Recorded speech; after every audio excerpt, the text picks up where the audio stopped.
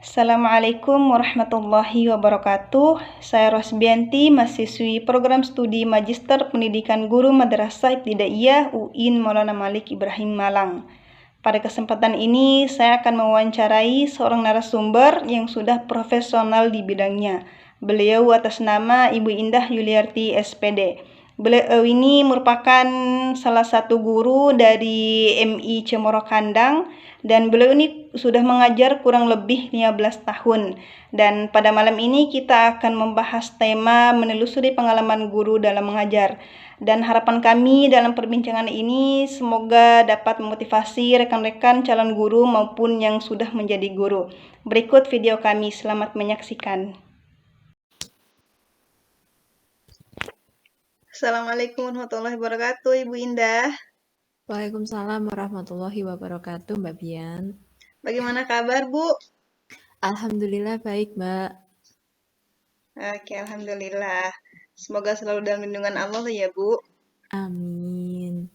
Oh iya, kemarin kan baru hari guru ya, Bu?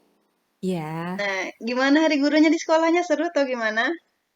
Alhamdulillah seru, Mbak. Jadi kami di sekolah itu melaksanakan upacara, kemudian anak-anak saling bersama gitu, ada yang sampai menangis. Jadi mengharukan ya untuk yang hari guru itu. Jadi kayak apresiasi anak-anak terhadap gurunya itu sangat kelihatan di situ.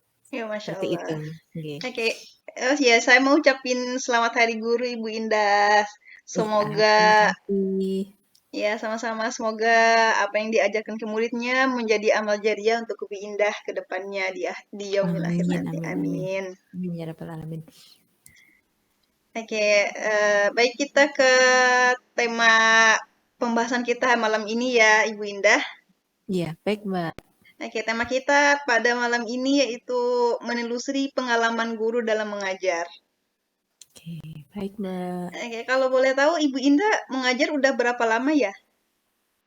Mulai tahun 2009 itu berarti sekarang berapa tahun ya Mbak ya? Sekitar 15 ya, Iya, 15 tahun. Masya Allah, lumayan lama ya Bu. Lama ya. Pasti pengalamannya udah banyak banget ini diceritakan. Ya Alhamdulillah banyak pengalaman baik itu yang semuanya menyenangkan, tidak ada yang menyenangkan, tidak ada yang tidak menyenangkan, semuanya menyenangkan. Iya, pasti, tapi pasti ada ya Bun, Bu, kayak suka dukanya, terus kayak tantangan-tantangannya pasti ada ya. Ya, pasti itu karena kan memang tidak mudah ya bagi kita sebagai apa dulu yang guru baru kemudian harus bersinggungan dengan anak-anak yang kayaknya tuh dunia baru buat saya yang pada waktu itu memang tidak membayangkan bisa tidak membayangkan dan tidak bercita-cita menjadi seorang guru seperti itu.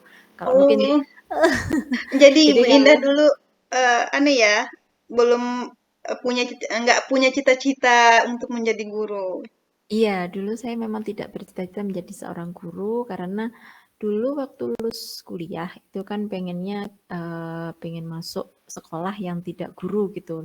Kemudian kan tidak diterima, kemudian ya ikut kalau sekarang itu ujian masuk perguruan tinggi dulu UMPT dan ternyata diterima untuk yang itu ya pendidikan guru itu. Nah, akhirnya Oh, ya mau nggak mau ya ya ya harus satu jadi guru. jurusan akhirnya kecemplung lah di sini di dunia pendidikan seperti itu. Jadi bagaimana Ibu pertama kali memutuskan untuk menjadi seorang guru dan apa yang mendorong Ibu untuk memilih jalur ini? Pada awalnya sih dulu saya masuk itu mengajarnya tidak di sekolah dasar ya, tidak di madrasah ibtidaiyah, tapi waktu pertama itu di SMK.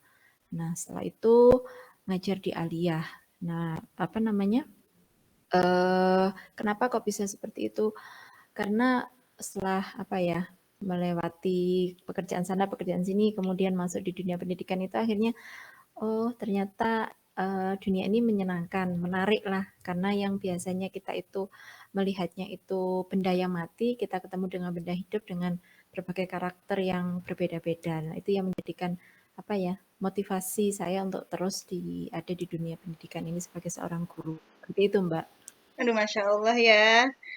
Dari tidak punya cita-cita jadi guru, terus pertama kali ngajar lihat anak-anak yang lucu ya. Jadi Bu Indah termotivasi untuk mau mengajar, terus cemplung di dunia pendidikan.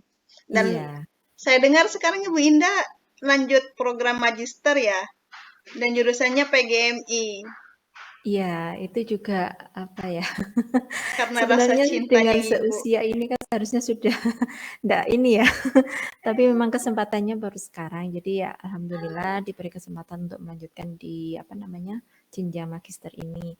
Jadi apa ya menambah pengetahuan baru yang dulunya itu saya tidak pernah membayangkan harus sampai di tahap ini, tapi sekarang diberi apa ya kemudahan sama Allah itu untuk bisa merasakan apa pendidikan di magister ini.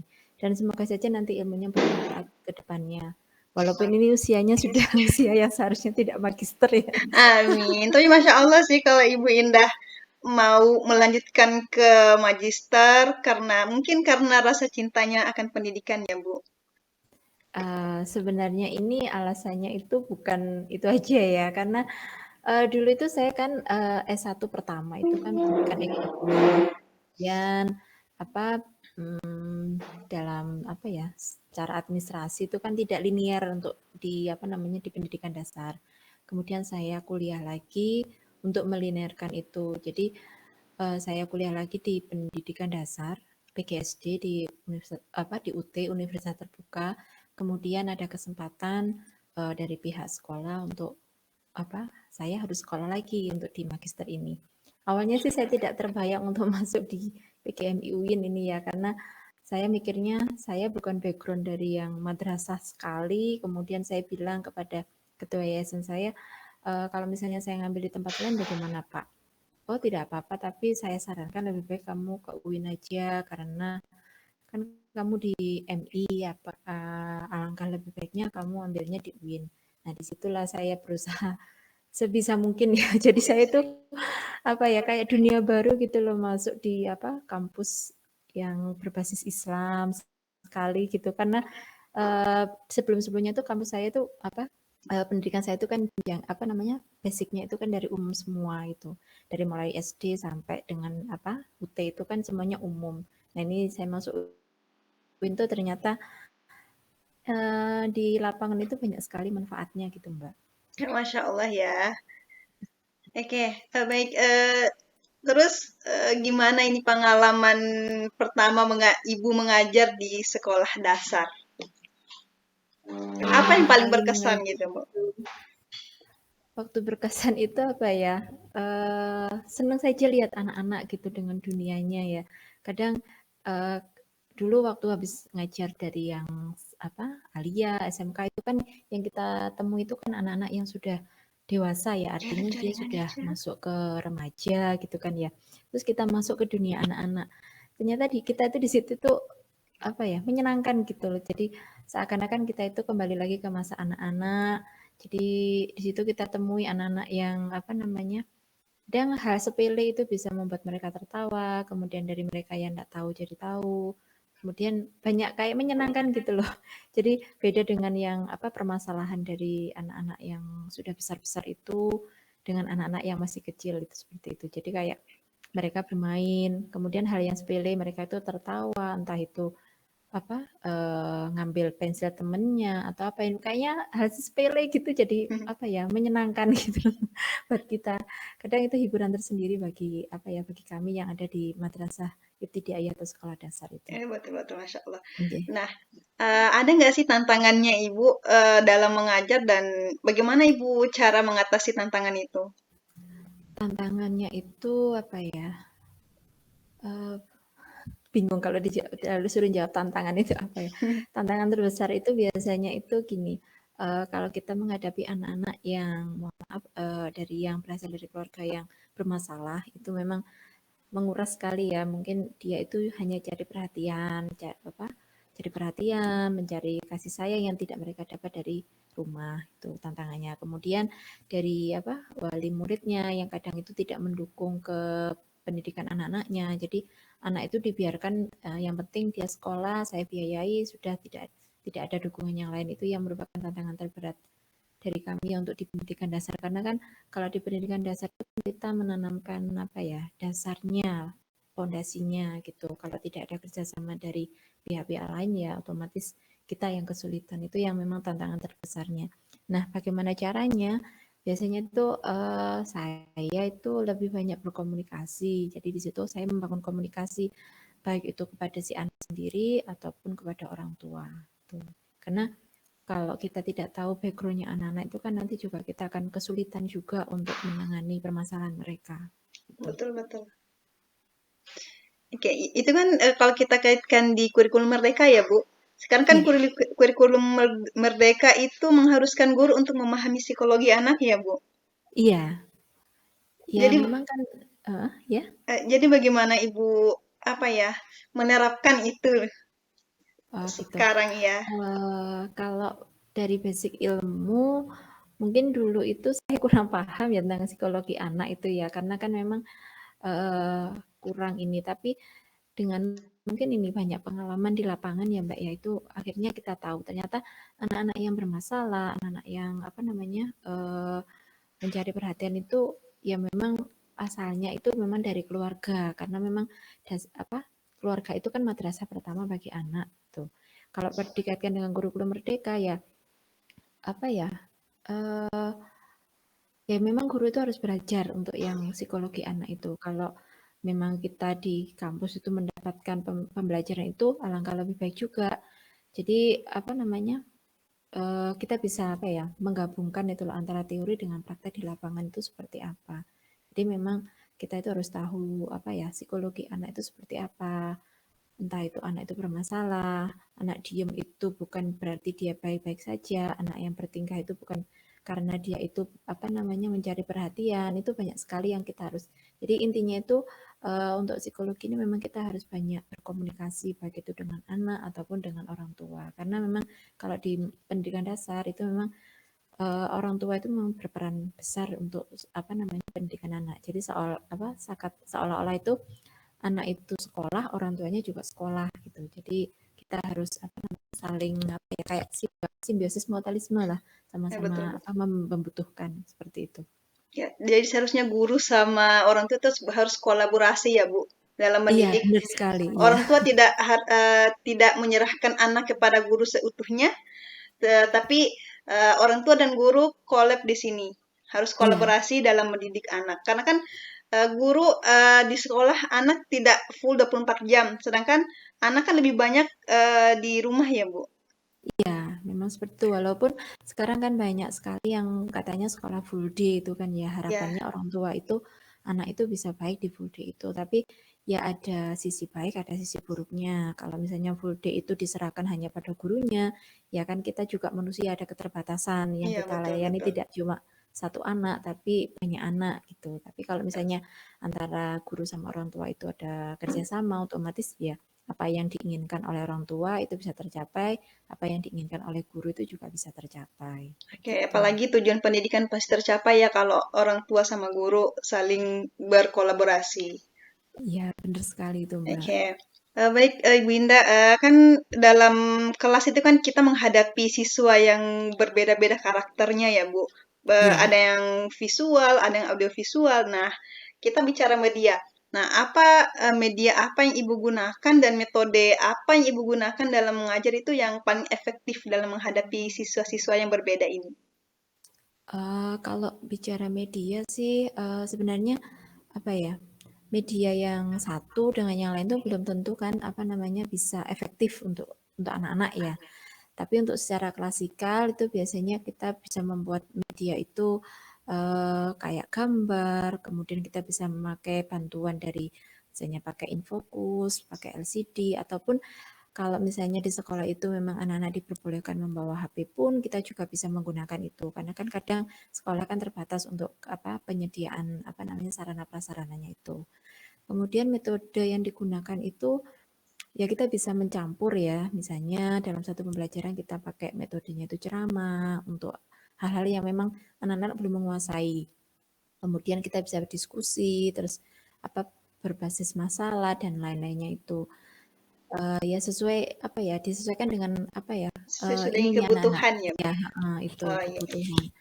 Kalau misalnya kita hanya apa namanya, berpatokan pada satu itu saja kan kadang-kadang juga tidak bisa mencapai tujuan pembelajaran. Untuk yang paling tidak tujuan pembelajaran itu tercapai, terus anak-anak paham dengan materi yang kita ajarkan itu apa ya, itu sudah hal yang baik lah kayak gitu. Karena kalau kita apa namanya, menuntut anak untuk ini, untuk itu, untuk ini, kita kan harus tahu dulu kemampuan anak-anak itu sampai seberapa, Iya, seperti betul itu. betul. Kita tidak menggunakan media asal-asalnya, Bu. Kita harus lihat dulu kondisinya anak, terus metode Iya, juga kita harus lihat dari kondisinya siswa apa. Terus kita milih metode dan media apa yang bagus diterapkan dalam kelas ini. bener Mbak. Masya Allah. Begitu ya jadi guru, Masya Allah. Jadi tidak, Kayaknya rumit ya, tapi kalau dijalani ya insya Allah, apa iya namanya, rumit. Jadi heeh, jadi guru tuh harus betul-betul sabar, terus mencintai dunia anak, harus dan suka nggak suka ya Ibu harus iya, harus paham dengan psikologi anak.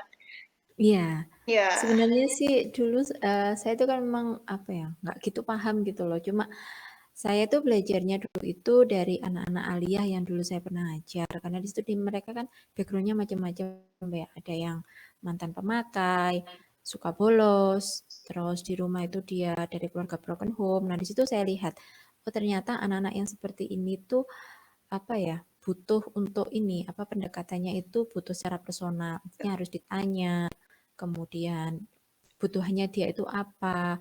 Walaupun apa misalnya mereka itu dari keluarga yang broken home, otomatis kan mungkin uang sakunya kurang. Ya kita bagaimana ya? Dulu sih saya pengalaman itu saya kasih nggak banyak sih, tapi saya kasih kamu butuhnya apa? Oh saya cuma butuhnya ini Bu. Nah dari situ saya akhirnya belajar. Ternyata anak-anak yang bermasalah itu ataupun anak-anak yang cari perhatian itu ya kita harus tahu backgroundnya dia itu permasalahannya di mana seperti itu. Jadi itu yang saya terapkan sekarang untuk yang anak-anak. Karena kan memang zaman sekarang itu kan kadang itu anak-anak hanya dipenuhi materi tapi kurang kasih sayang. Itu yang iya betul kadang-kadang betul. di sekolah menimbulkan permasalahan itu yang itu. Jadi mereka berpikir, ah buat apa sih sekolah gitu. Toh saya Iya. kebutuhannya dicukupi sama orang tua. Nah Oh itu iya yang betul betul Bu.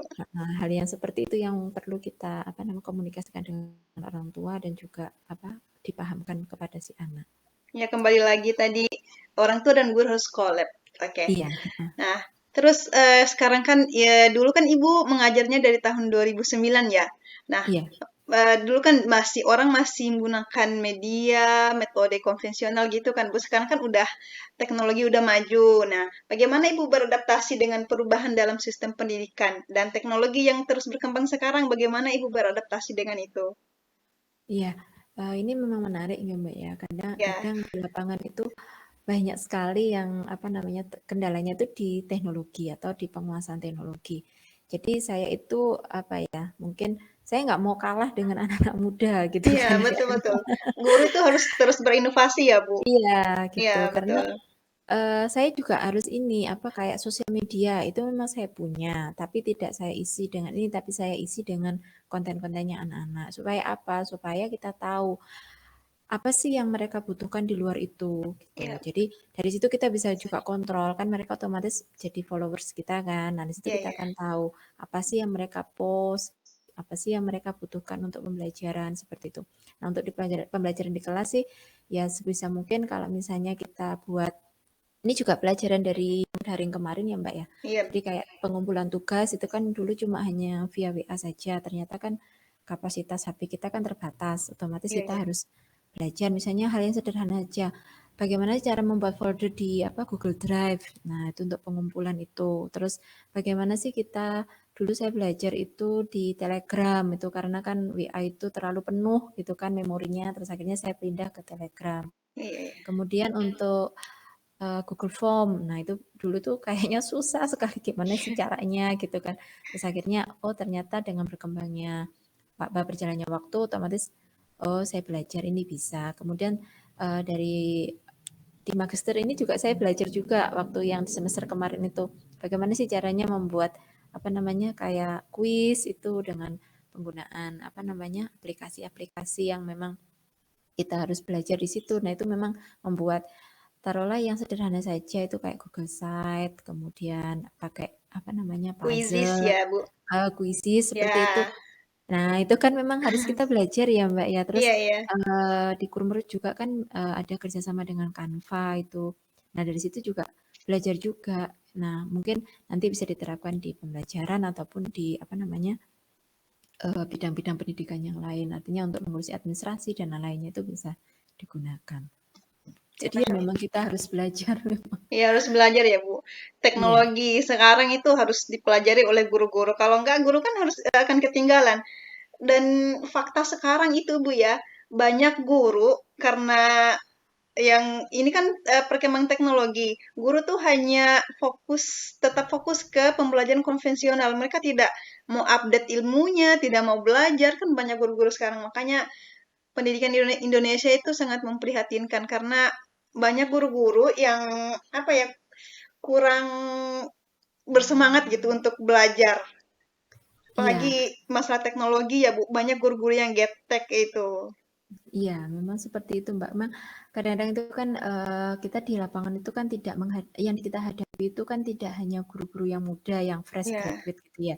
Kadang-kadang guru-guru yang sudah sepuh atau yang sudah tua itu kadang mereka sudahlah, wong tanpa ini saja saya sudah bisa mengajar seperti itu. Tapi kan eh, kembali lagi kebutuhan kita itu kan tidak hanya transfer ilmu saja iya gitu kan. betul. Kita harus tahu dunia anak-anak itu seperti apa untuk zaman sekarang. Kalau zaman saya dulu sih apa namanya, konvensional suruh nyatet gitu aja Iya kan ya, sudah bisa ya. Kalau sekarang kan belajar itu anak-anak kan, bisa memanfaatkan apa namanya, aplikasi Google itu kan banyak iya, untuk kayak Google Lens itu kayak pembelajaran matematika, di situ aja kita tinggal scan foto, nah itu sudah ada cara dan jawaban. Nah itu kan kita harus tahu, kan kadang-kadang di situ tuh kita harus tahu, oh itu ternyata kecurangan anak-anak di rumah untuk mengerjakan PR itu pakai itu.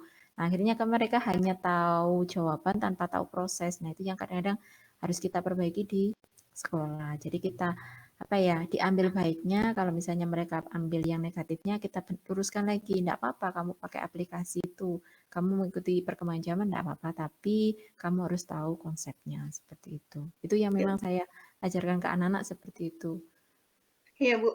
Dalam menggunakan teknologi itu kan ada dampak negatif positifnya. Jadi guru di sini harus berperan dalam membimbing anak-anak menggunakan teknologi dengan baik, bagaimana menggunakannya dengan baik. Ini Google digunakan untuk apa? Supaya mereka tidak apa ya kan sekarang anak-anak dengan perkembangan teknologi ini mereka lebih banyak menggunakan teknologi itu untuk bermain game ya Bu, kebanyakan sekarang. Iya itu cuma apa ya buat game kemudian untuk Iya, yang lebih mengkhawatirkan sekarang itu yang sosmed Mbak jadi kadang-kadang itu mereka apa ya penggunaan sosmed itu kayak misalnya wajahnya di inilah, diapakan iya, lah. iya, Jadi kan kadang-kadang itu menimbulkan hal yang tidak kita inginkan. iya Nah, itu betul yang betul. perlu kita itu tahu apa sih, apa misalnya kayak FYP-nya TikTok itu apa sih? Kadang-kadang kan mereka kan memakai kayak bahasa-bahasa yang ada di sosmed gitu kan ya. Iya Kayak betul. yang kemarin-kemarin tuh kayak bilang mohon maaf yang kayak anjir gini-gini kan itu kita perlu kita luruskan. Iya Maksudnya iya itu betul apa? betul. Mereka hanya asal bunyi saja menirukan apa yang di sosmed itu tanpa tahu artinya. Nah, itu kadang-kadang kan di situ memang butuh kita itu butuh tahu juga dari sosmed itu apa sih yang mereka ini. Kemudian kayak apa tayangan-tayangan yang memang bukan untuk usianya itu kita harus apa namanya apa ya istilahnya tuh sekarang itu tuh harus terbuka dengan siswa itu. Jadi kita Iya tidak betul. boleh melarang, tidak boleh tanpa ada alasannya. Nah, Iya itu kan betul anak betul. sekarang kan kritis kan, loh kenapa saya tidak boleh? Alasannya apa? Nah, Iya seperti iya. itu kan Iya betul. sekarang. Anak-anak kan selalu bertanya, kenapa nggak bisa? Ya, Kenapa nggak boleh? Jadi kita harus iya, siapkan alasan melarang dan juga menyiapkan alasan kenapa dilarang, begitu ya. iya benar Mbak itu. Oke. Nah, kita lanjut ya, Bu. Iya. Bagaimana hubungan Ibu dengan para siswa di kelasnya dan bagaimana Ibu membangun ikatan dengan mereka dalam proses belajar mengajar? Iya, kalau secara ini ya, jujur sih kadang di sekolah itu saya kan lebih disiplin Mbak ya daripada guru-guru yang lain itu. Karena apa? Kadang itu kan anak itu kan membutuhkan sosok yang ada yang lemah lembut, ada yang disiplin, ada yang di tengah-tengah itu. Nah itu. Nah jadi anak-anak itu kadang sebenarnya saya itu nggak masalah mereka itu ngapa-ngapain asalkan sesuai dengan peraturan yang ada. Nah, itu. Nah, kalau sebagai wali kelas itu biasanya saya lebih banyak mengedepankan itu komunikasi dengan mereka. Saya mengedepankan gini, nggak apa-apa kamu itu nggak bisa ini, tapi kamu harus bisa yang lainnya. Jadi kamu nggak harus apa pinter secara akademik, tapi kamu juga harus pinter secara non akademik itu. Kemudian kalau mereka ada masalah itu saya berusaha untuk mendekatkan diri. Kenapa? Kamu kenapa? Jadi apa ya memposisikan apa ya?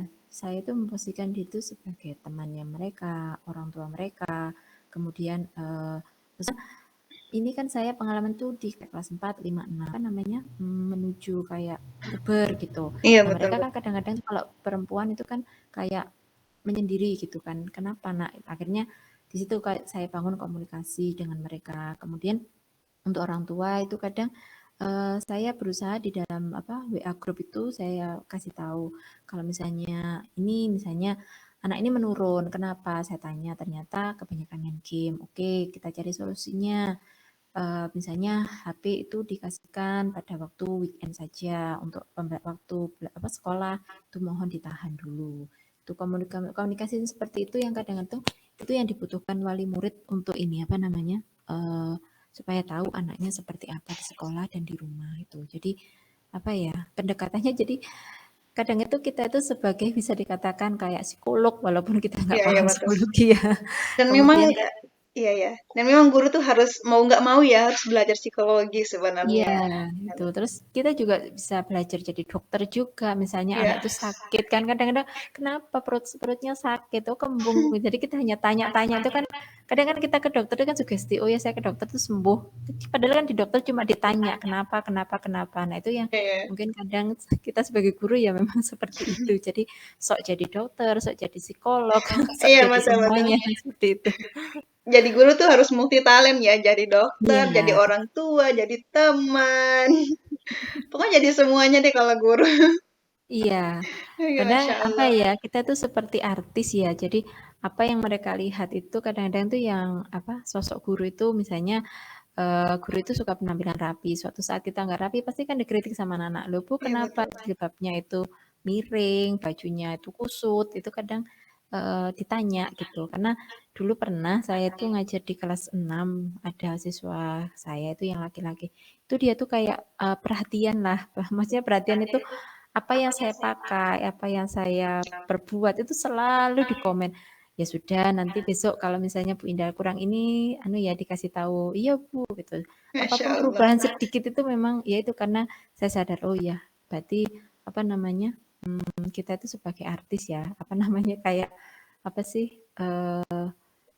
Jadi role model modelnya, gitu. iya Iya, modelnya mereka betul-betul. seperti itu. Iya, jadi kan guru harus diguguh, ditiru oleh siswa. Jadi kita harus menampilkan yang terbaik di depan siswa ya, Bu. Bukan cuma Iya, depan siswa sih, tapi depan masyarakat umum. Kita harus tampil beda depan mereka. iya. Paling tidak Oke. kita harus menjaga wibawa kita, Iya, terus betul. apa tingkah laku kita lah. Iya, betul-betul. Oke, kita lanjut ya, Bu. Iya. Kemudian, bagaimana Ibu menjaga semangat dan motivasi sebagai seorang guru nih, ketika Ibu menghadapi tantangan atau perasaan kelelahan dalam mengajar? Iya, itu sering sekali, Mbak, ya. Iya, Kadang iya, itu, betul. apalagi kalau misalnya kita itu sebagai guru, kadang kan di sekolah sekolah dasar atau madrasah ibtidaiyah itu kan berbeda dengan di SMP ataupun di MTS ataupun di aliyah itu ya. Jadi ada misalnya ada jam apa pembagian kalau guru ya hanya ngajar saja kalau di tingkat MTS atau aliyah. Tapi kalau di SD kan kita harus merangkap-rangkap gitu kan ya. Iya, iya. Ada guru dijadikan sebagai ini, guru jadikan ini. Nah itu kadang-kadang itu kita capek, tapi kalau kita sudah apa ya ingat anak-anak itu ya kita harus semangat. Artinya kalau kita itu apa kayak ngedrop gitu ya dalam hal moodnya atau apalah itu kita lihat kalau misalnya kita itu nggak semangat nanti anak-anak bagaimana itu Iya, betul, betul. ya itu sih yang menurut saya itu jadi misalnya contohlah kita nggak masuk saja misalnya kita sakit atau nggak enak badan gitu tapi kita ingat oh ya hari ini saya ada jam ngajar terus kemarin tuh anak-anak apa ini Akhirnya ya sudah, jadi kayak kayak kita kayak orang tua gitu loh. Seorang ibu itu biasanya walaupun kita sakit, tapi kan kalau di rumah itu harus ini, harus itu, harus ini. Sama di sekolah Iya, juga gitu. Walaupun kita sakit pun kita harus kelihatan ceria, iya, betul. kemudian mengatasi semuanya. Misalnya Bu ini, ya oke, ayo gitu. Jadi itu yang kadang-kadang membuat kita itu semangat lagi. Ya walaupun kadang sih gemes ya kalau ada anak yang bermasalah gitu dikasih tahu nggak tahu tak nggak bisa-bisa, terus ada yang Iya, iya, bermasalah tuh yang betul-betul. kadang yang aduh ini gimana sih anak ini kayak gitu. Apalagi kalau anak-anak kan suka ngelapornya, Bu. Bu, si ini gangguin saya. Bu, ini ambil pulpen Iya, saya. Gitu kan iya, anak-anak, Bu. itu yang kadang itu yang apa, "Coba diam sebentar." Kadang-kadang sini tanya tanya tanya Iya, tanya iya, gitu betul. gitu. Kadang itu Anak-anak kan yang gitu ya. iya, Betul, jadi guru tuh harus betul-betul sabar menghadapinya. Masya Allah. iya, Oke, eh, jadi ya Bu, ini sekarang kan ya kita di kurikulum Merdeka. Nah, untuk bagaimana cara Ibu mengukur kesuksesan dalam pembelajaran itu? Misalnya sebuah dalam satu mata pelajaran aja gitu, Bu. Gimana cara mengukurnya? pengukurannya itu mungkin lebih ke ini, apakah tujuan pembelajaran yang kita susun dalam apa namanya, RPP atau yang sekarang modul ajar itu tercapai apa enggak. Tapi itu kan secara ini ya Mbak ya, secara apa sih, kayak secara eh ini loh apa kayak secara tuntutan. Nah itu tuntutannya harus seperti itu. Tapi kalau disuruh kita tuh sukses nggak sih sebagai guru untuk mengajar mereka itu? Kalau memang kalau anak-anak masih di dalam lingkup sekolah itu mungkin kayaknya sukses gitu kan. Tapi saat apa namanya mereka itu sudah di tingkat yang lebih atas lagi, misalnya dia sudah di MTS ataupun di aliyah atau mereka sudah kerja. Nah itu di situ kita akan lihat kita tuh ternyata sukses loh mendidik mereka karena kan apa namanya dari awal dulu contoh misalnya kayak misalnya siswa saya itu kan ada yang sudah masuk ke kedokteran gitu kan. Masya Wah, Allah. ternyata alhamdulillah gitu kan walaupun dia masuk kedokteran hewan itu kan otomatis kita tuh bangga gitu loh Iya, paling enggak gurunya kita sebagai itu sebagai gurunya bangga ikut ya. ya ikut dalam proses hidupnya dia itu. Itu yang menurut saya itu kesuksesan di situ. Tapi kalau sukses misalnya dia menang lomba apa itu juga sukses gitu kan. Tapi Iya, iya, betul. yang paling saya ini biasanya saya lihat itu anak-anak itu kalau sudah keluar dari apa sekolah jadi alumni lah gitu. Biasanya kalau lebaran kan mereka datang ke rumah gitu kan. Mereka bercerita, "Bu, saya ternyata bisa ini loh." Katanya Masya Allah. dulu dibilang gitu, ternyata saya praktekkan saya bisa. Itu yang kadang-kadang itu yang oh, inilah ternyata kita bisa apa ikut campur. Kalau dibilang sukses sih ya belum ya Mbak ya. Iya, betul. Tapi paling tidak kita itu apa ya berkontribusi lah di hidup Iya, mereka ada supaya usaha mereka lah untuk mereka heeh, bisa gitu iya. mencapai cita-citanya gitu. Atau bisa dikatakan sukses itu misalnya dulu itu anaknya itu males gitu kan terus setelah jenjang berikutnya dia jadi tidak males, sekolahnya rajin, kemudian dia bisa mencapai apa ya kayak cita-citanya pengen apa gitu. Karena dulu itu saya pernah Mbak punya siswa laki-laki. Dia tuh akademik nggak bisa. Kalau disuruh tapi dia punya keahlian ini apa namanya kayak menggambar gitu. Anaknya sekarang di SMK. Nah waktu lebaran kemarin dia datang ke rumah, dia bilang, Bu, saya sekarang punya studio kecil di rumah. Iya, Studio Masya Allah. sedia apa gitu. Saya ini apa buat sketsa-sketsa gitu terus menerima apa namanya kayak orderan-orderan. Oh ya, alhamdulillah dulu kan Pindah pernah bilang kalau saya nggak pintar di akademik saya bisa menggunakan apa keahlian saya Iya, menggambar ya. gitu. Nah, itu Masya yang Allah. oh ya Allah ternyata anak ini mendengarkan apa yang saya ucapkan ya. Itu Ya, kan Masya kayaknya Allah. itu seneng banget gitu loh ya. Suksesnya buat dia kalau saya cukup mendoakan apa ya. Senengnya senengnya itu gitu aja untuk suksesnya anak-anak itu. Oke, Masya Allah ya. Jadi seorang guru tuh begitu. Pahlawan tanpa tanda jasa. Yang penting siswanya sukses gitu. Iya. Oke, kemudian bagaimana sih Ibu melihat peran seorang guru dalam membentuk masyarakat dan masa depan generasi yang akan mendatang ini? Apalagi kan sekarang generasinya itu udah generasi abad 21 ya, Bu? Iya, Gen Iya, Z ya sekarang. sudah Masya Apa Allah banget ya generasi sekarang. Z. Iya.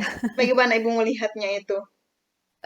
Kalau melihat sekarang itu apa ya peran guru itu sekarang itu kayaknya peran guru itu sangat ini ya Mbak ya sangat sangat besar sekali Nah, artinya betul. dibutuhkan sekali oleh masyarakat karena saya melihat itu trennya sekarang itu orang tua menyekolahkan itu di sekolah-sekolah mahal dengan harapan anaknya itu bisa baik gitu. Iya, Jadi anak itu diibaratkan sebagai produk, jadi sebagai barang. Kalau saya taruh di tempat yang baik, maka barang itu akan jadi baik gitu. iya, Tapi kan di situ kan mereka kadang itu tidak melihat tidak mau tidak mau ikut untuk bersinggungan dengan anak dalam hal mendidik itu. Jadi mereka hanya tahu udah saya membayar. Jadi seakan-akan itu sekolah itu adalah penitipan. iya, betul, betul. Pendidikan anak, kemudian di situ kalau ada apa-apa, ya misalnya anak itu ada apa-apa, ya itu berarti salah gurunya gitu. Nah itu yang itu sisi buruknya. Tapi untuk Iya, sisi betul. baiknya sih, untuk anak sekarang itu apa ya kemudahannya itu dalam pembelajaran itu kita mudah sekali. Kalau dulu untuk buku kan kita harus menyediakan buku yang ini gitu kan. Nah, sekarang kan kita bisa pakai buku-buku yang secara elektronik gitu. Iya, Terus e-book kayak anak gitu ya, Bu. juga kayak e-book gitu. Terus anak-anak juga banyak yang paham tentang teknologi itu. Jadi kita tinggal mengirim linknya saja, silakan belajar. Kemudian kalau misalnya ada tugas, kita pakai aplikasi apa untuk mengumpulkan tugas. Nah, itu sisi baiknya. Tapi untuk sisi buruknya yaitu tadi. Jadi seakan-akan guru itu adalah penentu semuanya, padahal kan tidak bisa seperti itu. Iya, kembali Gurunya lagi tadi, collab antara guru dan orang tua tuh perlu, sangat perlu. Dan juga iya, satu lagi, Bu, masyarakat harus juga iya berperan masyarakat. dalam sini, dalam pendidikan. Ada guru, orang tua, masyarakat. Pasti pendidikan akan maju dengan, Ya benar sekali itu Mbak. iya, Karena ketiga pihak saya lihat ini. sekarang itu masyarakat itu lebih banyak ini loh kalau misalnya anak itu ada apa-apa. Contohnya kayak kasus bullying. Nah, Iya, bullying itu kadang-kadang kan secara tidak langsung tuh masyarakat kan yang membuat bullying itu ada gitu kan. Padahal di sekolah itu kan anak mengejek teman itu kan sudah kita larang, tidak boleh seperti itu kan nggak baik gitu. Tapi di masyarakat pun juga mereka kadang-kadang kan juga secara nggak langsung misalnya ada anak yang mohon maaf misalnya badannya itu besar, itu kan dibilang ya anak ini gendut. Nah itu kan juga iya, kayak bullying sendiri pada si anak itu. iya, betul. Kemudian ada kadang masyarakat itu kayak kayak mendoktrin itu di sekolah itu kamu juga di sekolah itu adalah pembentuk akhlaknya anak gitu. Tapi kan tidak bisa kan tiga itu kan memang harus Iya, kolaborasi kan, bersama. Bu. Iya, Iya, kalau kerjasama. misalnya pengen anaknya baik dari keluarga juga baik, sekolah baik, di masyarakat pun juga baik gitu. Iya, gitu. Saya ambil satu contoh kasus Mbak ya di sekolah saya itu kan di lingkungan sekitar itu kan ada marak kesenian-kesenian gitu ya. Nah, di situ ternyata rekrutmennya itu anak-anak sekolah yang dari usia MI, MTS itu kan itu direkrut. Jadi mereka itu mikirnya gini, alah saya kan bisa main kesenian ini terus saya dapat uang gitu. Nah, di situ kan akhirnya apa? Di sekolah itu mereka ya sudah lah saya pokoknya datang sekolah, saya nggak pinter pun juga nggak masalah. Yang penting kan karena mereka sudah tahu merasakan dapat uang itu Iya, dengan iya, mudahnya iya. seperti itu. Kemudian hal yang buruk pun juga kadang itu datanya juga dari masyarakat, bukan menyalahkan masyarakat atau lingkungan ya, tapi sebisa mungkin kalau misalnya pengen bagus ya tiga tiga komponen ini harus berjalan dengan baik gitu. Seperti itu, Mbak. Ya, intinya kalau pen- eh, pendidikan mau maju, tiga komponen ini harus berkolaborasi, saling mendukung antara satu sama lain. Tidak Iya. cuman berpihak ke guru, juga tidak ke orang tua ataupun ke masyarakat, tapi harus kolaborasi gitu. Iya. Oke, Ibu Indah, terima kasih untuk malam ini. Nah, terakhir nih Bu Indah, Iya. apa pesan atau saran yang ingin Ibu sampaikan nih kepada guru-guru baru maupun yang akan menjadi calon guru ke depannya ini? Saran dan Iya. pesannya, Ibu. Iya, bagi teman-teman yang pengen di dunia pendidikan ya sebagai Iya, guru ya. ya. Karena eh, apa ya? Guru dulu sama guru sekarang itu kan sangat beda sekali ya. Ya, Karena betul. memang juga perkembangan zaman kan juga menuntut seperti itu. Nah, untuk teman-teman yang ingin menjadi guru itu satu niatkan sebagai ibadah. Bagaimanapun bentuknya, kalau kita itu meniatkan ibadah itu otomatis lebih ikhlas. Karena zaman sekarang itu kan kadang-kadang kita yang ingin jadi guru itu kan melihatnya itu tidak sekolah itu sebagai mata pencaharian. Nah, itu akhirnya nanti di tengah jalan itu kalau kita tidak mendapatkan hasilnya tidak sesuai dengan harapan, otomatis kan ya sudah saya mengajarnya hanya ini saja, seperti itu. Tuh, kemudian yang kedua, teruslah belajar. Bagaimanapun juga kita itu kan memang sebagai apa ya penentu bagi anak-anak untuk mendapatkan masa depan yang lebih baik. Terus jangan menyerah untuk belajar terus karena kan memang dunia pendidikan itu kan isinya memang kita belajar. Ya, Apapun itu kita belajar. Nah, biasanya kalau di kampus kita tidak mendapatkan kayak pengalaman. Nah, pengalaman di lapangan itu adalah kalau menurut saya itu adalah guru yang paling baik. Karena kadang-kadang secara teori kita paham, tapi secara praktek kadang kita tidak bisa. Karena betul, memang betul. sangat sangat beda sekali antara ilmu yang kita dapat di kampus dengan yang kita praktekkan di lapangan itu. Jadi kalau di sekolah itu jangan mudah menyerah lah. Misalnya Ya, betul. siswa saya seperti ini, sudahlah saya tidak bisa mengatasi, jangan seperti itu. Saya dulu juga pernah, kenapa sih anak ini kok mesti bertingkah itu seperti apa? Nah, itu biasanya semakin banyak pengalaman kita di lapangan, otomatis kita akan lebih banyak ilmu yang kita dapat.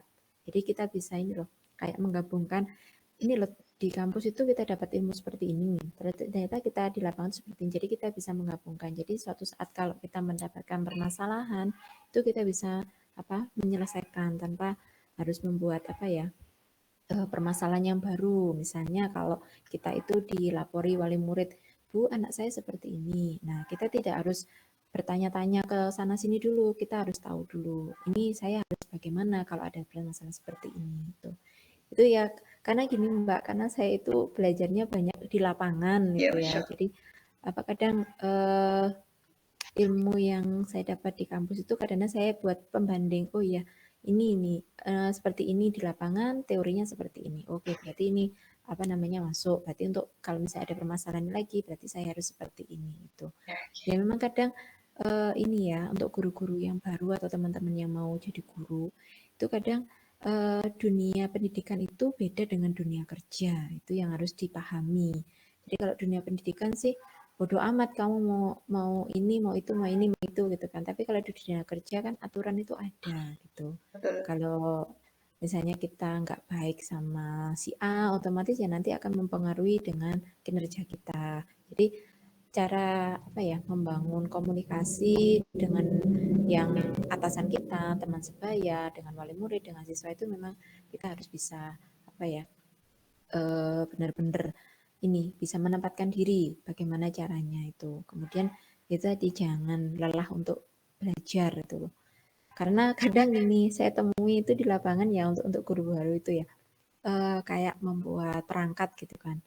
Sebenarnya kan di kampus itu kan kita juga sudah diajari ya. Iya, Tuh. betul. Tapi kadang-kadang di lapangan itu, oh kok nggak seperti ini. Pada intinya itu sama, cuma kadang itu kan di lapangan itu kan memang sudah ini ya sesuai dengan job deskripsinya itu. Jadi kita tinggal mengikuti itu saja. Kalau misalnya nggak tahu, jangan jangan hanya diam, banyak bertanya. Ini seperti ini, seperti ini, seperti ini itu saya harus bagaimana. Tuh. Kemudian permasalahan lagi itu biasanya untuk pembuatan soal. Nah, itu kadang-kadang guru-guru baru itu kan, loh kok seperti ini ya, saya seperti apa gitu. Nah, itu juga dulu saya pernah alami itu. Jadi saya banyak bertanya sana sini, saya banyak mencari referensi, kemudian menambah teman.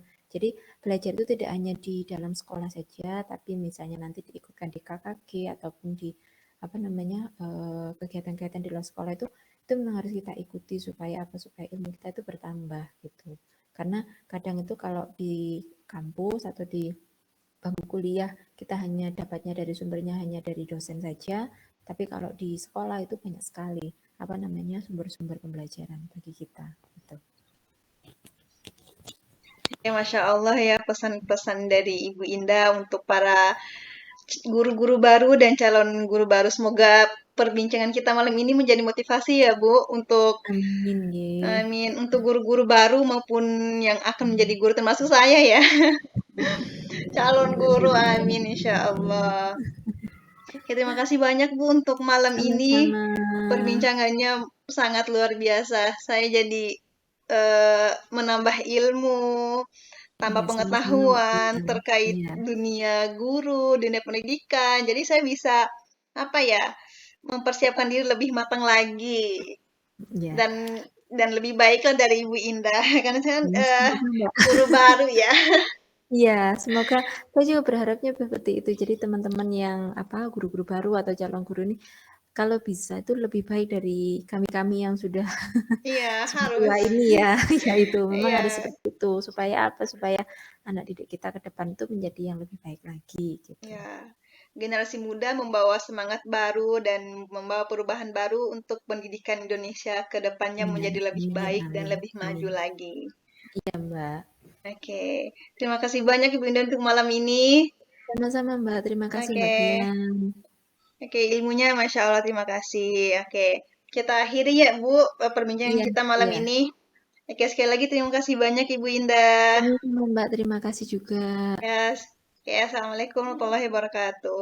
Waalaikumsalam warahmatullahi wabarakatuh.